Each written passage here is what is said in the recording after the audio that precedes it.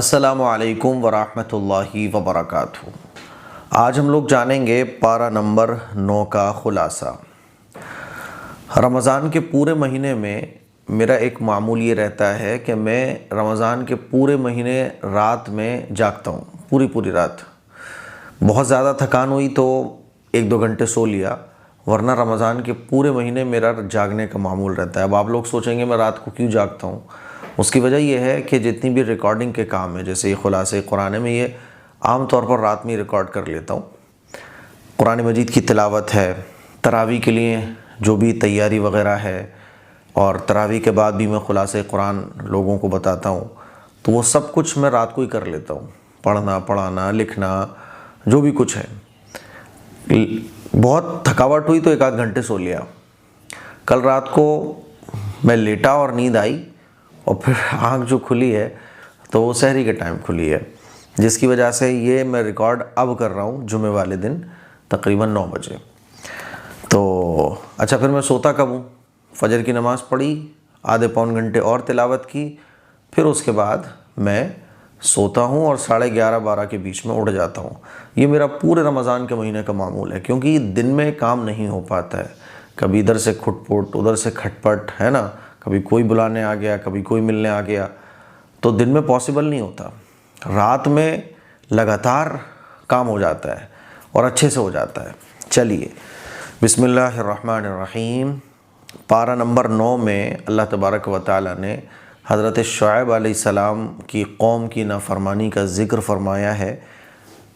پارہ نمبر 8 کے آخر میں یہ واقعہ اور پارہ نمبر 9 کے شروع میں یہ پورا واقعہ اللہ تبارک و تعالیٰ نے بیان کیا ہے کہ حضرت شعیب علیہ السلام کی جو قوم تھی وہ مال کی حرص، مال کا لالچ، مال و دولت کا نشہ ان پر اتنا سوار ہو چکا تھا کہ وہ لوگوں کے تولنے میں کمی کیا کرتے تھے۔ ناپ تول میں کمی ان کی ایک عام عادت بن گئی تھی، اور اللہ کی نافرمانی، کفر اور شرک وہ تو الگ۔ تو حضرت شعیب علیہ السلام نے اپنی قوم کو سمجھایا، لیکن قوم کے لوگ نہیں مانے، نافرمانی کرتے رہے۔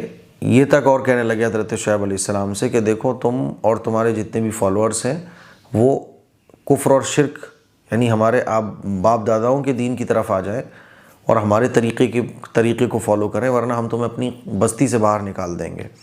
اور جب حد سے زیادہ انہوں نے شعیب علیہ السلام کی بات کا انکار کیا، اللہ کی نافرمانیاں کی، تو حضرت شعیب علیہ السلام کو اللہ تعالیٰ نے بتایا کہ اب ان کے اوپر عذاب آ جائے گا۔ تو حضرت شعیب علیہ السلام نے ان کو کہا، ٹھیک ہے بھائی، اب تم لوگ نہیں مان رہے تو تمہارے اوپر عذاب آنے والا ہے۔ اور پھر ایک سخت پکڑ ان کی قوم کے اوپر آئی، ایک خطرناک زلزلہ آیا، اور یہ پوری کی پوری قوم ہلاک ہو گئی۔ حضرت شعیب علیہ السلام اور ایمان والے باقی رہ گئے۔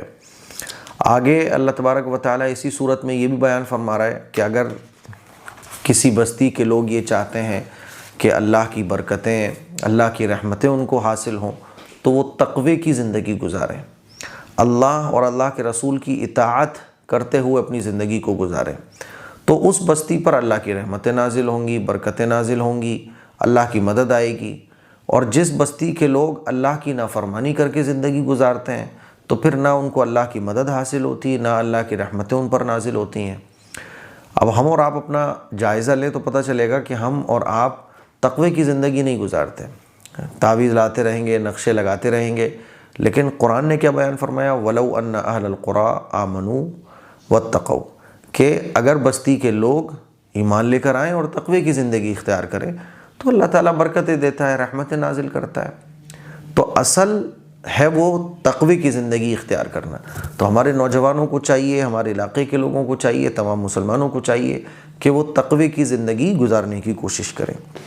تقوی کی زندگی کیا ہے؟ تقوی کی زندگی یہ ہے کہ جو بھی میں کام کر رہا ہوں، تو کوئی بھی کام کرنے سے پہلے میرے دل میں یہ خیال آئے کہ یہ کام سے میرا اللہ راضی ہوگا۔ ایسا تو نہیں ہے کہ میرا اللہ اس کام سے ناراض ہو جائے۔ مان لیجیے میں کوئی سود کا لین دین کرنے جا رہا ہوں، تو سب سے پہلے میرے ذہن میں یہ آنا چاہیے کہ میرا خالق اور مالک تو ناراض نہیں ہوگا اس سے۔ تو تقوی کی زندگی اس کو کہا جاتا ہے۔ حضرت موسیٰ علیہ السلام اور فرعون کا قصہ بھی اللہ تبارک و تعالیٰ نے بیان فرمایا ہے آگے، کہ جب اللہ تعالیٰ نے حضرت موسیٰ علیہ السلام کو فرعون کے پاس بھیجا کہ بھائی جاؤ اور اس کو دین کی دعوت دو، تو اللہ تعالیٰ نے حضرت موسیٰ علیہ السلام کو 2 معجزے بھی عطا فرمائے تھے۔ ایک معجزہ تو یہ تھا کہ وہ جب اپنے عصا کو زمین پر ڈالا کرتے تھے تو وہ سانپ بن جاتا تھا، اور اپنے ہاتھ کو جب حضرت موسیٰ علیہ السلام ایسے بغل میں لے کے جاتے تھے تو وہ ہاتھ روشن ہو جاتا تھا۔ تو حضرت موسیٰ علیہ السلام فرعون کے دربار میں پہنچے اور اس کو کہا کہ بھائی دیکھو، ایک اللہ کی عبادت کرو، جو تم اپنے آپ کو خدا کہتے ہو یہ ٹھیک نہیں ہے۔ دین کی دعوت اس کے سامنے رکھی۔ فرعون نے جو ہے نا کہا کہ کیسے ہو تم اللہ کے پیغمبر، ہمیں کیسے پتہ چلے گا؟ تو حضرت موسیٰ علیہ السلام نے وہ 2 معجزے اس کے سامنے رکھے۔ تو فرعون کے جو درباری تھے انہوں نے کہا، جو وزیر وغیرہ تھے، کہ یہ جادو ہے۔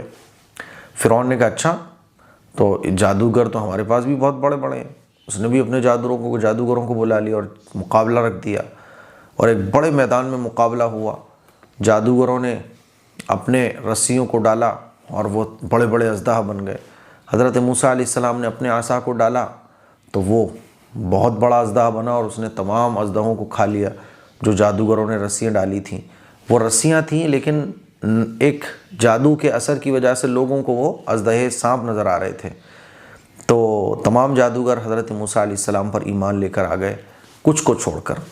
تو فرعون کے درباریوں نے جو ہے نا اس پر بھی بات نہیں مانی، فرعون نے بات نہیں مانی اور کہا کہ اچھا ہم سب کو سزا دیں گے۔ تو موسیٰ علیہ السلام پر جو ایمان لانے والے جادوگر تھے انہوں نے اللہ سے دعا کی کہ اللہ تعالیٰ ہمیں صبر کی توفیق عطا فرما، ہمیں اتنا صبر عطا فرما کہ ہم اس فرعون سے مقابلہ کر سکیں۔ یہ پورا واقعہ اللہ تعالیٰ نے بیان کیا ہے۔ فرعون کی قوم پر جو طرح طرح کے عذاب آئے ہے نا، ایک تو سوکھے پن کا عذاب آیا کہ بارش برسنی بند ہو گئی، سوکھا پڑ گیا، غلہ اناج اگنا ہی بند ہو گیا۔ تو بہت سارے عذاب فرعون کی قوم پر آئے، فرعون کے لوگوں پر آئے، اور جب عذاب آتا تھا تو فرعون کے جو لوگ تھے وہ حضرت موسیٰ علیہ السلام کے پاس آ جاتے تھے، حضرت اللہ سے دعا کر دو۔ حضرت موسیٰ علیہ السلام دعا فرما دیا کرتے تھے، اور جب یہ تکلیفیں دور ہوتی تھیں تو یہ پھر اپنی سرکشی پر اتر آتے تھے اور کہتے تھے کہ وہ جو پریشانی آئی تھی وہ تو موسیٰ اور موسیٰ کے ساتھیوں کی وجہ سے آئی تھی، ورنہ ہمارے اوپر کون سی پریشانی آ رہی ہے۔ پھر اللہ تعالیٰ کی طرف سے ایک عذاب آ جاتا تھا۔ تو اللہ تعالیٰ نے جو عذاب فرعون کی قوم پر نازل فرمائے، ان عذاب کا تذکرہ بھی اسی صورت میں ہے۔ وَلَقَدْ أَخَذْنَا آلَ فِرْعَوْنَ بِالسِّنِينَ، آیت نمبر 130 سے 136 تک۔ وہ کون کون سے عذاب تھے؟ سب سے پہلے ایک بھیانک طوفان آیا جس میں ان کی کھیتیاں بہہ گئیں۔ پھر ٹڈی دل کا عذاب آیا کہ ٹڈیاں ہی ٹڈیاں آنے لگیں اور ساری کھیتیاں صاف کر جاتی تھیں۔ پھر ان کی پیداوار میں گھن لگنے لگے، کیڑے پڑنے لگے۔ مینڈک کا عذاب آیا، چاروں طرف مینڈک ہی مینڈک۔ جوں کا عذاب، پانی میں خون کا عذاب، یعنی پانی، وہ جہاں بھی پانی رکھا ہوتا تھا وہ خون بن جاتا تھا، وہ پانی پی نہیں سکتے تھے، مشکل ہو گیا تھا۔ تو یہ جب عذاب آئے تو یہ موسیٰ علیہ السلام سے دعا کرواتے رہے، موسیٰ علیہ السلام اللہ سے دعا کرتے تھے، اللہ تعالیٰ عذاب کو ختم فرما دیا کرتا تھا۔ عذاب ہٹنے کے بعد یہ لوگ کہتے تھے عذاب تو موسیٰ کی وجہ سے ہی آ رہا ہے، جتنا بھی آ رہا ہے، ورنہ ہماری وجہ سے تو نہیں آ رہا ہے۔ تو آخر میں پھر اللہ تبارک و تعالیٰ نے ان کے اوپر ایک عذاب نازل فرمایا، غرق ہونے کا عذاب، جس میں فرعون اور فرعون کا جو لشکر ہے وہ پورا سمندر میں غرق ہو گیا۔ اس کا ذکر اللہ تعالیٰ نے اسی صورت میں بیان فرمایا ہے۔ آگے جب ہم چلتے ہیں تو اللہ تعالیٰ نے حضرت موسیٰ علیہ السلام کو جو کوہ طور پر بلایا تھا 30 دن کے لیے، پھر 10 دن کو اور بڑھا دیا تھا۔ وَوَعَدْنَا 30 مُوسَىٰ لَيْلَةً وَأَتْمَمْنَاهَا بِعَشْرٍ فَتَمَّ مِيقَاتُ رَبِّ 40 لَيْلَةً۔ تو حضرت موسیٰ علیہ السلام کو اللہ تعالیٰ نے کوہ طور پر بلایا توریت دینے کے لیے، اور کوہ طور پر حضرت موسیٰ علیہ السلام نے اللہ کو دیکھنے کی بھی فرمائش کی ہے نا، قال ربی ارینی انظر الیک، کہ اللہ میں آپ کو دیکھنا چاہتا ہوں۔ تو اللہ نے فرمایا کہ تم مجھے نہیں دیکھ سکتے۔ اچھا دیکھو اس پہاڑ کو دیکھو، یہ جو دکھ رہا ہے، وَلَكِنْ انظر إِلَى الْجَبَلِ، کہ اس پہاڑ کو دیکھو، اس پر اللہ کی تجلی آئے گی۔ یہ پہاڑ اللہ کی تجلی کو، ذرا سی تجلی کو بھی نہیں برداشت کر سکتا۔ اللہ تعالیٰ نے اس پہاڑ پر اپنی تجلی ڈالی، وہ پہاڑ ریزہ ریزہ ہو گیا۔ میں تو مصر میں گیا ہوں نا، وہاں کوہ طور پر، تو کوہ طور پر ایک کالا پہاڑ بھی ہے برابر میں، تو ایسے وہ سرما بنا پڑا ہے پورا، اللہ کی تجلی اس پر پڑی۔ موسیٰ علیہ السلام بے ہوش ہو گئے، اور جب اٹھے تو اللہ کی تعریف بیان کی اور فرمایا کہ میں سب سے پہلے ایمان لانے والا ہوں اور اللہ میں تیری تعریف بیان کرتا ہوں۔ تو وہ واقعہ بھی اللہ تعالیٰ نے اسی میں بیان فرمایا ہے۔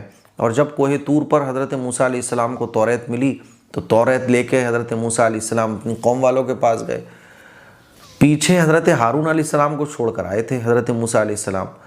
اب جب حضرت موسیٰ علیہ السلام کوہ طور پر آئے، 30 دن ہو گئے، واپس نہیں پہنچے، تو قوم والوں نے شور مچانا شروع کر دیا، کیونکہ یہودی تو تھے ہی نافرمان، ایک نمبر کے نافرمان۔ انہوں نے شور مچانا شروع کر دیا کہ بھائی موسیٰ تو غائب ہو گئے، ابھی تک نہیں آئے۔ سامری ایک جادوگر تھا جو بہت نالائق قسم کا تھا، اس کو موقع مل گیا شرارت کرنے کا۔ اس نے کہا کہ چلو میں تمہارے لیے ایک معبود بناتا ہوں، لے کے آؤ سب لوگ اپنے سونے چاندی۔ سب لوگ اپنا سونا چاندی لے کے آئے۔ اس نے سونے چاندی کو تپایا اور ایک بچھڑا جیسا کچھ بنایا، اور جادو کے ذریعے جو ہے نا اس میں، یا کچھ اس طرح سے اس نے ٹیکنک بنائی کہ ہوا جب اس کے اندر جاتی تو اس کے اندر سے بچھڑے کی آواز سی آتی۔ وہ کہتا تھا کہ دیکھو یہ اب بھی آواز کرے گا تمہارا معبود، ہے نا۔ ہوتا نا جادوگر کچھ کر دیتے ہیں نا، ایسے جادو ان کی ٹیکنک ہوتی ہے۔ تو سامری نے کہا دیکھو ابھی یہ آواز کرے گا، ایسے وہ کرتا تھا دیکھو ابھی یہ بولے گا۔ تو سب سجدہ کرنے میں لگ جاتے تھے، عبادت کرنے میں لگ جاتے تھے۔ حضرت موسیٰ علیہ السلام جب توریت لے کر واپس آئے 40 دن کے بعد، تو دیکھا کہ قوم کس چیز میں مبتلا ہو گئی۔ حضرت ہارون علیہ السلام کی داڑھی پکڑ لی کہ تم کو میں ذمہ داری سونپ کر گیا تھا، تم نے یہ کیا کیا؟ تو حضرت ہارون علیہ السلام نے بتایا کہ حضرت میں نے تو بہت ان کو سمجھایا لیکن یہ لوگ سمجھنے کو تیار نہیں۔ اب میں نے تو اپنی پوری طاقت سمجھانے میں ان کو لگائی لیکن انہوں نے نہیں سمجھا۔ جب غصہ ٹھنڈا ہوا تو حضرت موسیٰ علیہ السلام نے اللہ سے دعا کی، اور پھر جو ہے نا یہ پورا واقعہ اللہ تعالیٰ نے اس پارے کے اندر بیان فرمایا۔ پھر لوگوں کو سمجھایا، اللہ تعالیٰ کی طرف سے جو سزا مقرر ہوئی وہ سزا حضرت موسیٰ علیہ السلام نے جاری فرمائی، ٹھیک ہے۔ اچھا، اللہ کے نبی صلی اللہ علیہ وسلم کی جو 2 اہم خصوصیات ہیں وہ اللہ تعالیٰ نے اسی پارے کے اندر بیان فرمائی ہیں کہ تمام جو پیغمبر آئے وہ کسی ایک علاقے کے لیے آئے، کوئی کسی علاقے کے لیے، کوئی کسی علاقے کے لیے، اور ایک پیغمبر کے بعد دوسرے پیغمبر آتے تھے۔ لیکن آخری جو پیغمبر ہیں جن کا ذکر پچھلی کتابوں میں بھی ہے، اس 9ویں پارے کے اندر اللہ تبارک و تعالیٰ یہ بھی بیان فرماتا ہے کہ وہ پیغمبر یعنی آخری پیغمبر حضرت محمد صلی اللہ علیہ وسلم جو آئیں گے تو پھر وہ پوری دنیا کے لیے، پوری انسانیت کے لیے، قیامت تک آنے والے انسانوں کے لیے رحمت بن کر آئیں گے، ہدایت بن کر آئیں گے۔ اور ان کا ذکر توریت میں بھی ہے، انجیل میں بھی ہے، اور جو ان کی اطاعت کرے گا وہی کامیاب ہوگا۔ اللہ تعالیٰ نے اس بات کو بھی اس 9ویں پارے میں بیان فرمایا کہ توریت میں جن کا ذکر ہے، انجیل میں ہے، پچھلی تمام آسمانی کتابوں میں جن کا ذکر ہے، جن کے بارے میں پیغمبروں نے خود بتایا اپنی قوم کو ایک آخری پیغمبر آئیں گے، وہ آخری پیغمبر آئیں گے، اب وہ آ گئے، اب جو ان کی اطاعت کرے گا وہی کامیاب ہوگا، اور جو ان کی اطاعت نہیں کرے گا وہ کامیاب نہیں ہوگا۔ اللہ تعالیٰ نے اس بات کو بھی بیان فرمایا کہ دیکھو اللہ کے بہت خوبصورت نام ہیں، اللہ کو ان پیارے پیارے ناموں سے پکارو، وَلِلَّهِ الْأَسْمَاءُ الْحُسْنَى فَادْعُوهُ بِهَا، اللہ کے پیارے پیارے نام ہیں، اور جو کوئی کمی نکالے گا تو پھر وہ اپنا ہی نقصان کرے گا۔ اللہ کے خوبصورت نام ہے، اللہ کو پکارو۔ قرآن جب پڑھا جائے تو قرآن کو خاموشی کے ساتھ سنو۔ قیامت کے بارے میں اللہ تبارک و تعالی نے بیان فرمایا، یسألونک عن الساعۃ ایان مرساہا، کہ لوگ آپ سے پوچھتے ہیں قیامت کب آئے گی، تو آپ بتا دیجئے کہ قیامت کا جو علم ہے وہ تو اللہ کے پاس ہے، اور جب وہ آئے گی تو اچانک آئے گی، تم نے کیا تیاری کر رکھی ہے؟ قیامت جب آئے گی تو آپ صاف لوگوں سے بیان کر دیجئے کہ قیامت کا علم تو اللہ کے پاس ہے۔ اور یہ بھی اللہ تبارک و تعالیٰ نے بیان فرمایا کہ آپ کہہ دیجئے لوگوں سے کہ میں خود اللہ تعالیٰ کی مرضی کے بغیر کسی بھی نفع اور نقصان کا مالک نہیں ہوں، اور نہ میرے پاس مکمل علم غیب ہے، کیونکہ اگر میرے پاس علم غیب ہوتا تو میں اپنے لیے خیر کی چیزیں خوب جمع کر لیتا اور مجھے کبھی کوئی تکلیف ہی نہیں پہنچتی۔ میں تو بس نیکی کرنے والوں کو خوشخبری دینے والا اور گناہ کرنے والوں کو آگاہ کرنے والا ہوں۔ دیکھیے قرآن میں اللہ خود بیان فرما رہا ہے، اللہ کے بعد اگر کسی کو علم ہے تو وہ محمد صلی اللہ علیہ وسلم کو ہے۔ تمام کائنات کا، تمام پیغمبروں کا، قیامت تک آنے والے انسانوں کا علم حضور علیہ الصلوۃ والسلام کے علم کے آگے ایسا ہے جیسے رائی کا دانہ۔ سمندر سے ایک سوئی کی نوک کے سوئی ڈبو تو اس کے نوک پہ جو پانی لگ کر آئے گا اتنا، لیکن حضور علیہ الصلوۃ والسلام کو علم غیب نہیں ہے۔ حضور علیہ الصلوۃ والسلام نفع اور نقصان کے مالک نہیں۔ یہ 8ویں پارے کے سورہ اعراف کی آخری آیت میں اللہ تبارک و تعالیٰ اس بات کو بیان فرما رہا ہے کہ آپ اے پیغمبر کہہ دیجئے کہ میرے پاس علم غیب نہیں ہے، قیامت کا علم تو اللہ کو ہے، میں خود اپنے بارے میں نفع اور نقصان کا مالک نہیں ہوں۔ اگر میرے پاس مکمل غیب کا علم ہوتا تو میں اپنے لیے خیر کی چیزیں خوب جمع کر لیتا، پھر تو مجھے پتہ چل جاتا کہ آخر میں بعد میں کیا ہونے والا ہے اور مجھے کون سی پریشانی آنے والی ہے۔ لیکن حضور علیہ الصلوۃ والسلام کے ساتھ کتنا ایسا ہوا کہ حضور کو کسی نے کھانے میں زہر ملایا، لیکن جب وحی نازل ہوئی کہ یا رسول اللہ اس میں زہر ہے تو وحی کے ذریعے حضور کو پتہ چلتا تھا، اللہ کی طرف سے خبر آتی تھی۔ تو اللہ تعالیٰ اس بات کو بھی کلیئر فرما رہا ہے۔ تو اسی لیے حضور عالم الغیب نہیں ہے، ہاں حضور کو غیب کی ان باتوں کا علم ہے جو اللہ نے چاہا ہے نا۔ حضور نفع نقصان کے مالک نہیں ہے، ہاں لیکن اللہ نے جتنی باتیں حضور کو بتائی ہیں، حضور کو اللہ کا عطا کردہ علم ہے حضور کے پاس۔ اسی لیے عیسائیوں کی طرح پیغمبر کی محبت میں ان کو اس مقام پر پہنچا دینا جس کو کہتے ہیں کہ خدائی میں شریک کر دینا، یہ مناسب نہیں ہے، ٹھیک ہے۔ پھر جناب والا سورہ انفال شروع ہو جاتی ہے۔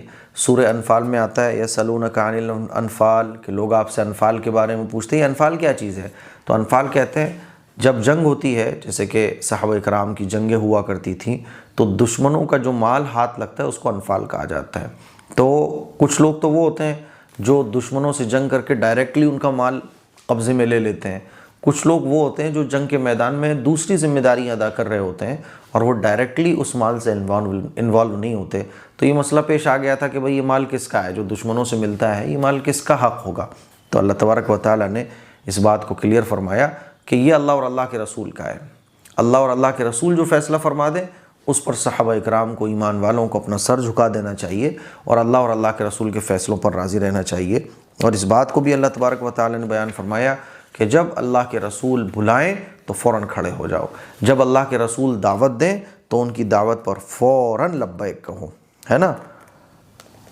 ان کی ناراضگی لبیک کہو، اس لیے کہ آقا مدنی صلی اللہ علیہ وسلم تمہیں جس بات کی طرف بھی دعوت دیتے ہیں، تمہاری اصل زندگی کا بقا، تمہاری اصل زندگی کی جو بقا ہے وہ اسی بات کی اطاعت میں ہے، یعنی حضور جس بات کا تمہیں حکم دیں اس کی اطاعت کرو۔ اور اللہ تبارک و تعالیٰ نے اس بات کو بھی بیان فرمایا کہ کفار اور مشرکین سے جب مقابلہ ہو تو پیٹھ پھیر کر نہ بھاگو، ڈٹ کر مقابلہ کرو۔ ہاں کسی حکمت کے تحت اگر پیچھے ہٹنا پڑے، بعض دفعہ میدان جنگ میں چالاکی کے طور پر پیچھے ہٹنا پڑتا ہے، پیچھے ہٹنے کا مقصد ہوتا ہے کوئی نئی اسٹریٹجی کے ساتھ مقابلہ کیا جائے گا تو وہ بات الگ ہے، یا پیچھے ہٹنا ہوتا ہے اپنے ساتھیوں کو لانے کے لیے، وہ بات الگ ہے، لیکن بزدلی اور کائرتا کے ساتھ پیچھے ہٹنا یہ مناسب نہیں ہے۔ جب کفار اور مشرکین حملہ آور ہوں تو ان کو ہرگز پیٹ نہ دکھاؤ۔ تو اس طرح سے ہمارا جو ہے نا یہ پارہ نمبر 9 کا خلاصہ مکمل ہو گیا۔